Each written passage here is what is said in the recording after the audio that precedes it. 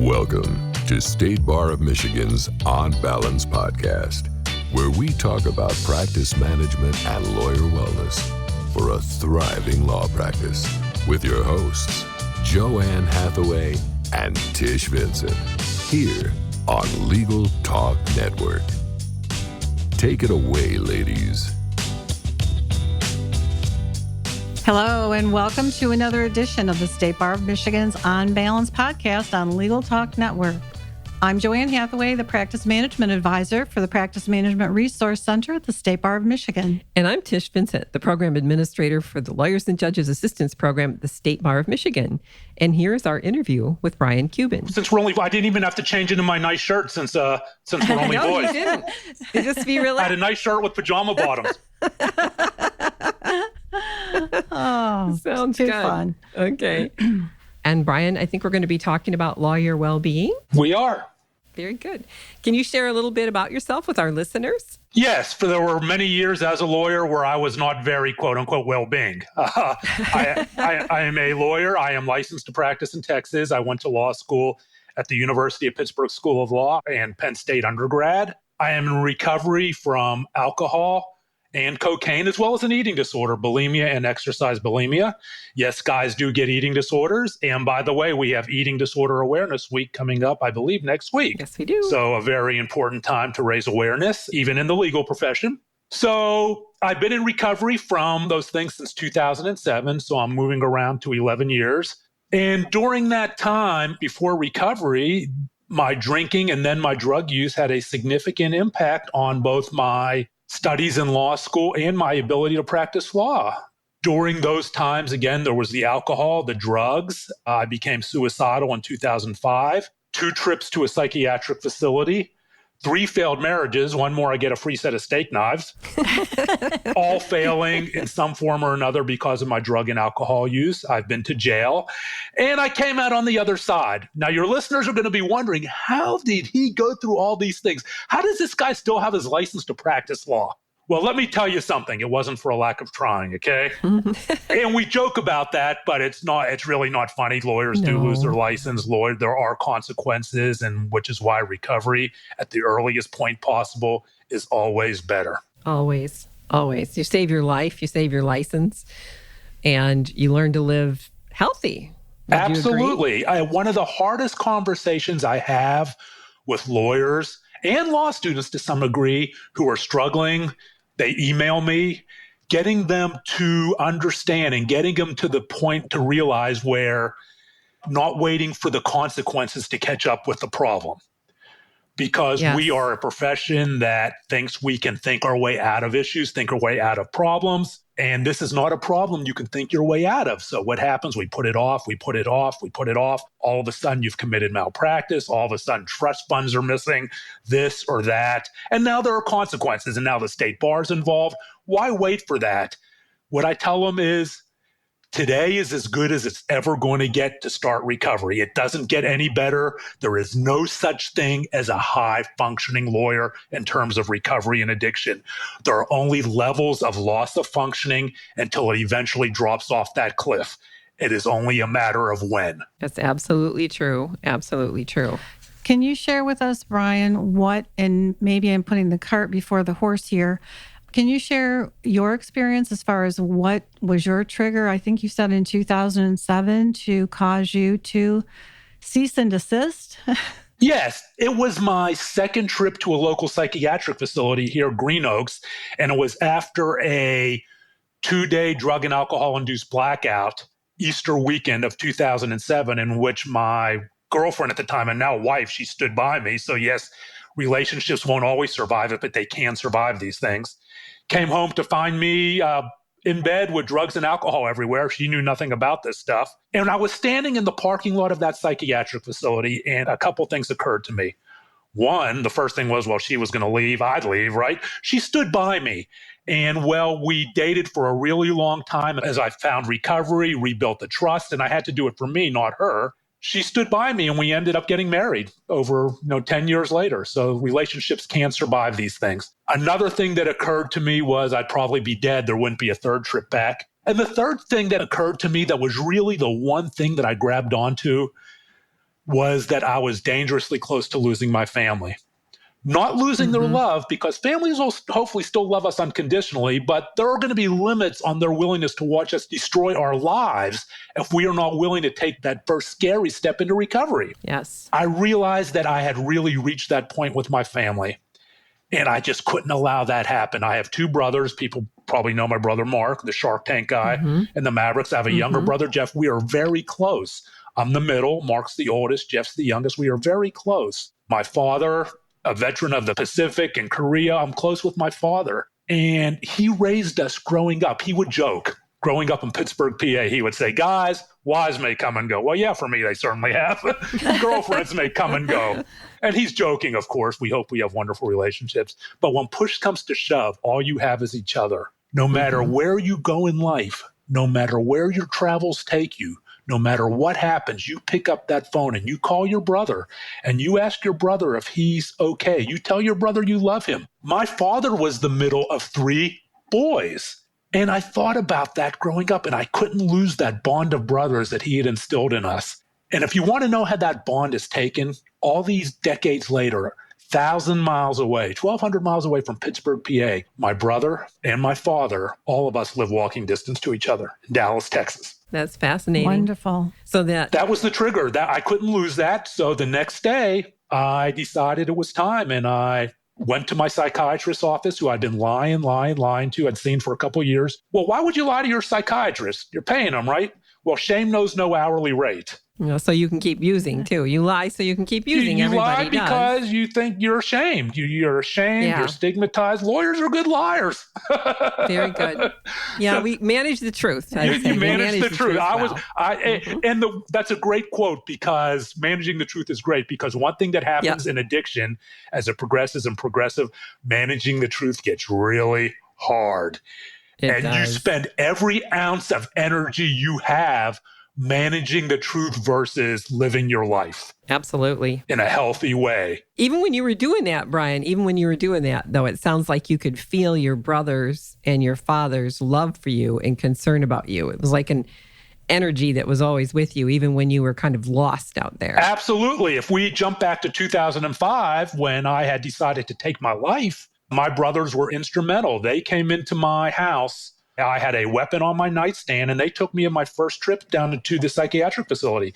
They've always been there, and this is what our father instilled, for us to be there for each other. And my family has been very instrumental in my recovery, and I understand that I am privileged and blessed to have that, because a lot of people don't have that, which is why when we don't have that, it's important to find the peer recovery group that can support us, that becomes our family. Absolutely. So even if we don't have family there, we can find family to support us. Yeah, and we can encourage the legal culture, to become more involved, more caring, and more concerned. Absolutely. With our members who are struggling. I know you said that you just came back from the ABA mid-year meeting, and you had some experiences there talking to a professional association. Can you tell us a little bit about that? Yes, I spoke at the National Conference of Bar Presidents meeting. And one of the things, my presentation was about weaknesses in the legal profession. And one of the weaknesses in the legal profession is wellness.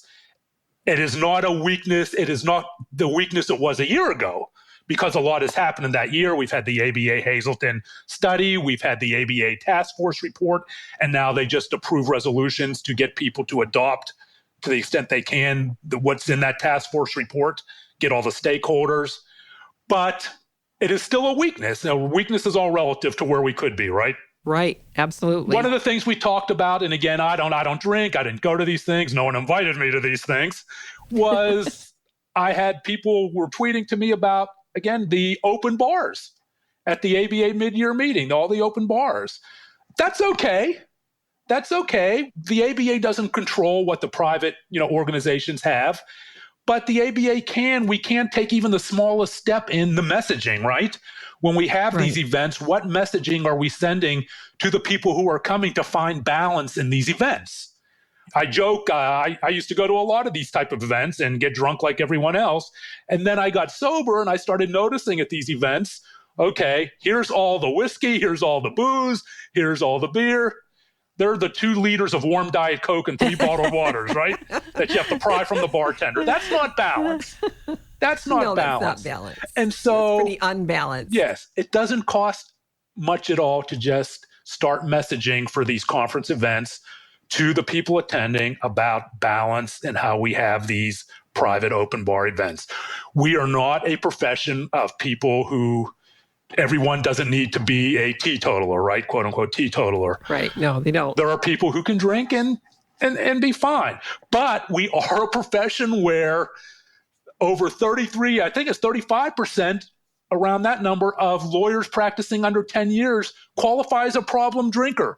We are a profession where 21% of all licensed attorneys in the profession statistically qualify as a problem drinker. I think that merits messaging at these events. Now, Brian, you had mentioned that percentage. Did you say 35%? Yeah, under 10 years. I think it's around 35%. Under 10 years. Overall, it's 21%. Okay. Now, is that something that's been measured in the past? So it's been going up, or? You want to talk about? Yeah, here's the interesting. There was a study about 1990 that looked at the issue, and it was just the opposite. Those of us who were practicing longer were more the problem drinkers. And now it's switched around to more the millennials. So that's one of the interesting dichotomies there of what's going on. That research was done in 2014 and 2015 and then published in 2016. Oh, interesting. Yeah, that's the new research. Yes, that's the new research. The previous research was around 1990. Right, and it was the American Society of Law Schools, I think, that did that earlier one, if my memory serves me right. Now, okay, so we have the numbers, and obviously they've switched with the age groups. Do we have any rationale or information behind that study and why that might be the case? Sure. I mean, millennials face a different set of pressures than we face. Job pressures, loan pressures, the pressure, the number of solo practitioners out there, social isolation issues.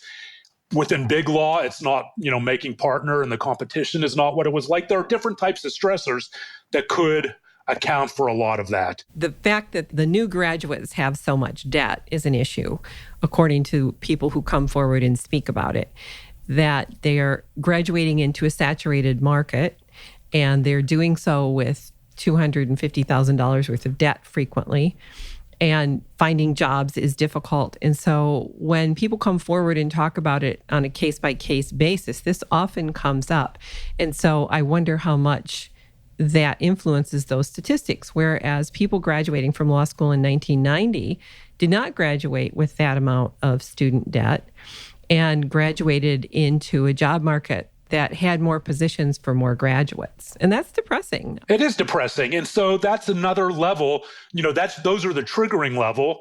And then below the triggering level, we have the stigma level. And the legal profession has a double stigma. One, we have the general stigma that cuts across all professions and demographics of addiction in itself. People think it's a choice. People think just stop, just say no. It's shameful. People don't understand. I don't want to lose my job. I don't want to lose my family. We have all these different stigmas that cut across professions. Then we pile on it the stigma specific to our profession. I don't want to lose my license. I don't need to be vulnerable. I can isolate this. I can think my way through this. Lawyers are not good about allowing themselves to be vulnerable. We tend to take advantage of everyone else's vulnerability, but within the context of the adversarial process. But allowing ourselves to be vulnerable is not something we are good at. No, we're not. We're not. And I think that lawyers worry a lot about their reputation. They're in competition with other similarly situated professionals, and they want to look good at all times. And they have a fear that if they admit that they need help, it will cause their reputation to be diminished. Absolutely. And that transitions to the stigma of using the legal assistance program. Yes. I'll tell you a quick anecdote. I spoke at a Dallas bar event. This was now probably around a year ago. And I was talking about the legal assistance program in Texas called TLAP, or Lawyers Assistance Program. I'm sorry, I hate it. Lawyers Assistance Program. Legal assistance program is something different. Lawyers assistance program. So, and afterwards, a seasoned trial lawyer comes up to me and he goes, Brian, I understand what you're saying, but they're not confidential. If someone goes to them, it's going to get out. It's going to get to the state bar. It's going to get out to the law firm, to the profession. How do you know that? I said, how do you know that? Another lawyer told me. Well, how does he know that? I think someone told him. So you are a seasoned trial lawyer, and you're coming to me with a guy told a guy who told a guy. Yeah. Hearsay. That's the stigma. Yeah. But that defines the stigma of going to the legal assistance programs. And so anecdotally, I know it's there because lawyers tell me that all the time, that they're afraid that it's not confidential. They believe that it is an arm of the state bar. Yes, they believe that the LAP will report. They're afraid that the LAP will report to discipline, that they're having trouble. That's right. And now it depends on the state, but if you are already in the disciplinary process, yes, there could be situations where there are reports made as part of whatever discipline, right? But only if you sign a release of information and ask that the report be made. It would never be spontaneously made. I think I can say that clearly for Michigan and in the LAPs in other states. The LAP is there to help, not to punish. That's right. The LAP is there to help. So the state bar is there to protect the profession. We get that. It should be, we can argue about whether there should be more of a prong about protecting the public. There should be more of a prong about protecting the profession as well and getting lawyers help. But yes, could there be circumstances in which, the state bar is involved? Yes, but when you report to the legal assistance program, that is confidential. That is confidential. They're not telling anyone. And I think now I am a social worker, a clinical social worker, and I'm also an attorney. And the rules for confidentiality for therapists and attorneys are very different. I wonder sometimes if there's confusion along those lines, that they're thinking the confidentiality would be similar to the lawyer's confidentiality, dependent upon whether you were representing them at the time or not. Or I don't know all the particulars, and I might be wrong, but there's a difference. We are statutorily precluded from reporting anything without a waiver of that person's privacy and confidentiality. And one of the things we talked about the other day, and one of the things that I advocate, and of course there are different legal assistance programs, do different things within that program. But how can we make it as user-friendly as possible? How can we get lawyers who go to the Lawyers Assistance Program website to feel as comfortable as possible that their communications will be protected? We know they all say to some degree or another, your communications are 100% confidential. We also know that, at least anecdotally, that lawyers don't always believe this. They have questions. Yes. They have questions about their situation. So what can we do? So, Brian, let's switch gears here for a moment and talk about risk to legal employers. What if legal employers develop awareness of the impaired attorneys and reach out to them effectively? Can you talk to that? Sure. If you don't have good policies in place and you don't reduce risk, you could be subjecting yourself to malpractice claims. You could be paying higher insurance premiums. There is a financial component too. Let's talk about and I don't have the numbers in front of me, but let's talk about the financial impact to the workplace overall of addiction. It's incredible, the number of dollars that are lost, the number of work hours that are lost. A lawyer who might be billing out a certain amount of hours may stop billing out those hours effectively. I call it the Peter principle of recovery. You have a lawyer who is doing well, sober, not having an issue, develops a problem. What we do in recovery is, as our performance shrinks, we keep self-defining, redefining our version of high functioning. And it keeps decreasing. All of a sudden, you're not giving $1 for $1 in the billable hour. All of a sudden, you're not giving the client the service the client deserves on a file. And the performance keeps shrinking. And it eventually gets to the point where someone may notice, but there is a dollar impact just from a law firm standpoint, from a solo practitioner standpoint. You are not giving the $1 for $1 to a client anymore. Your productivity has gone way down. There also is a risk that you'll mismanage matters, or there's also a risk that you might start stealing client funds. That's something we see with gambling and with addiction to chemicals when it gets severe. Absolutely. And what does that mean? You've waited for the consequences to catch up with the problem versus dealing with it at the earliest possible point. And there are resources available today to deal with it at the earliest possible point that didn't exist when I broke into the practice of law. We have the lawyers' assistance programs. We have, of course, we've always had 12-step groups.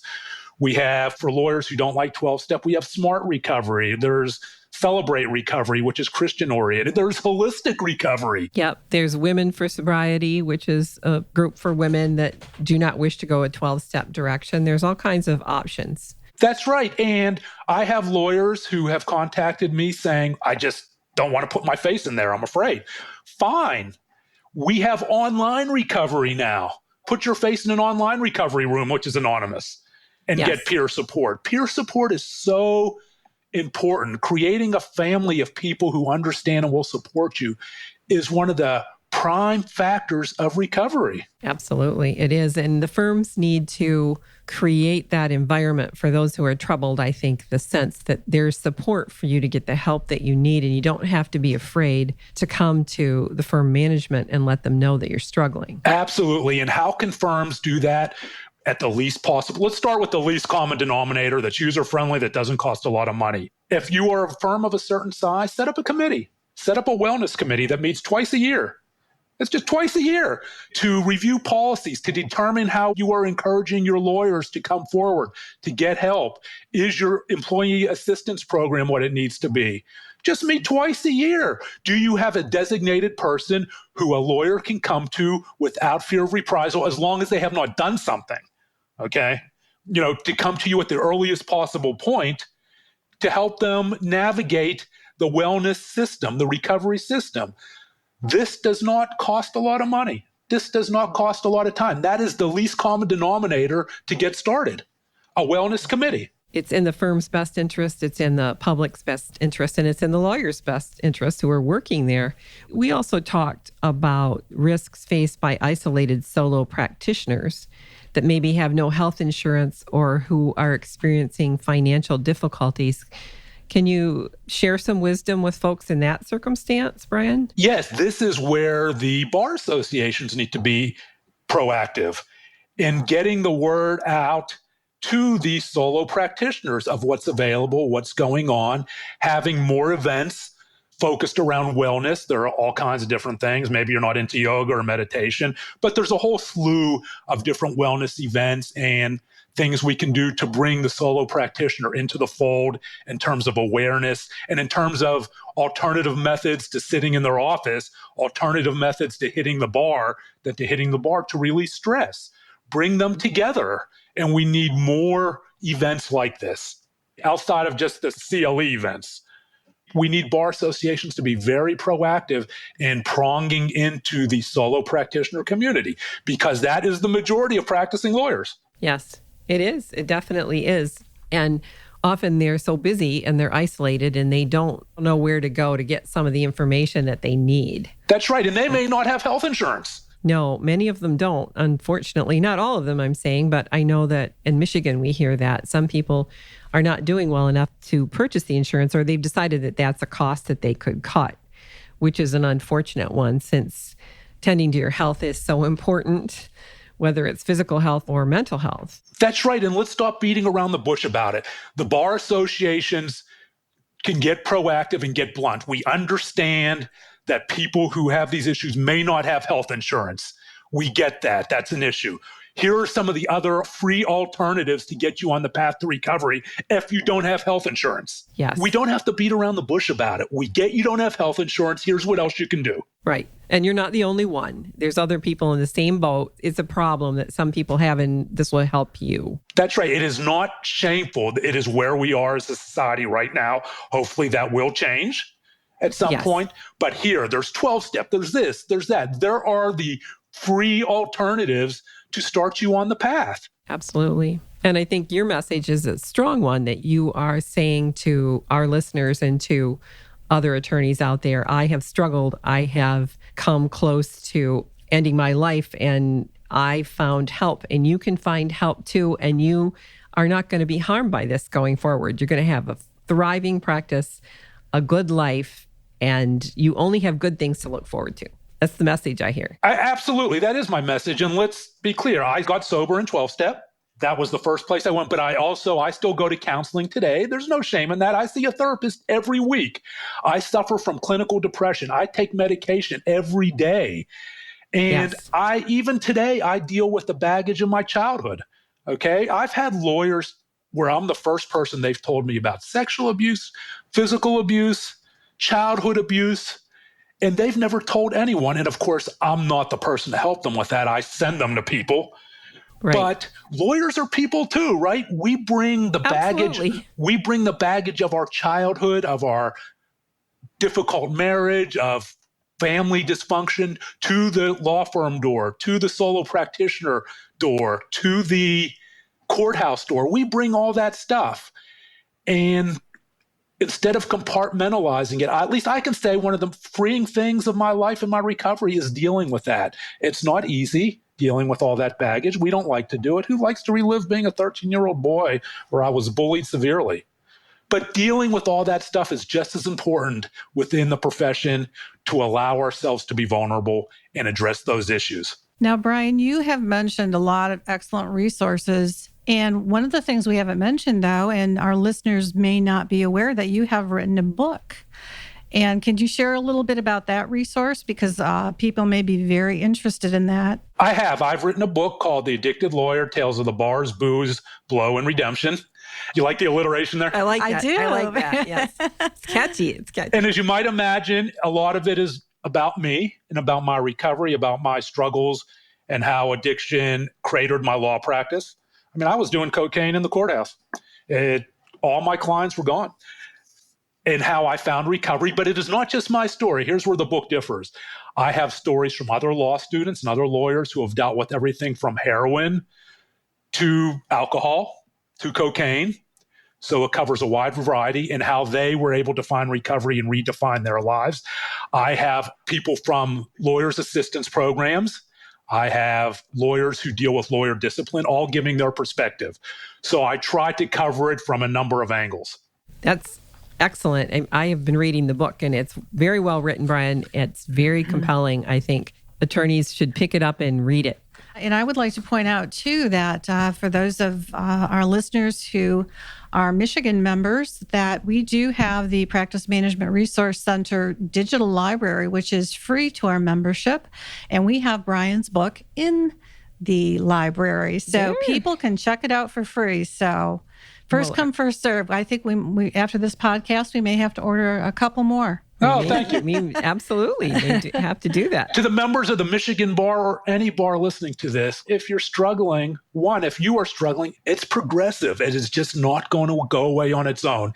Deal with it at the earliest point. Don't wait for the consequences to catch up to the issue. If you know a lawyer who is struggling, it is so easy for us just to say, I'm not sure. Should I say anything? It's none of my business. I don't want to rock the boat. He's going to be mad at me. She's going to be mad at me. Tell me to mind my own business. You know what? That may happen. That may happen. But we all have the ability to be empathetic. And I'll tell you what, if you say something and that one time that lawyer says to you, that law student says to you, I have just been waiting. I felt so alone. Thank you. I've just been waiting for somebody to notice. And now I don't feel alone. All the mind your own businesses in the world will seem like nothing. Oh, so true. Absolutely true. That is such a wise statement that you just made, Brian. We have to take responsibility for our own profession. And that means not being afraid to reach out to other lawyers who we believe are struggling and take a chance. Well, thank you for that. Thank you, Brian. It looks like we've come to the end of our show, so we'd like to thank our guest today, Brian Cuban, for a wonderful program. Brian, if our guests would like to follow up with you, how can they reach you? You can contact me at www.briancuban.com or just email me, Brian with an I at briancuban.com. I am accessible to anyone who wants my input. Thank you again, Brian. This has been another edition of the State Bar of Michigan's On Balance podcast. I'm JoAnn Hathaway. And I'm Tish Vincent. Until next time, thank you for listening. Thank you for listening to the State Bar of Michigan On Balance podcast, brought to you by the State Bar of Michigan and produced by the broadcast professionals at Legal Talk Network. If you'd like more information about today's show, please visit LegalTalkNetwork.com. Subscribe via Apple Podcasts and RSS. Find the State Bar of Michigan and Legal Talk Network on Twitter, Facebook, and LinkedIn. Or download Legal Talk Network's free app in Google Play and iTunes. The views expressed by the participants of this program are their own and do not represent the views of, nor are they endorsed by Legal Talk Network or the State Bar of Michigan, or their respective officers, directors, employees, agents, representatives, shareholders, and subsidiaries. None of the content should be considered legal advice. As always, consult a lawyer.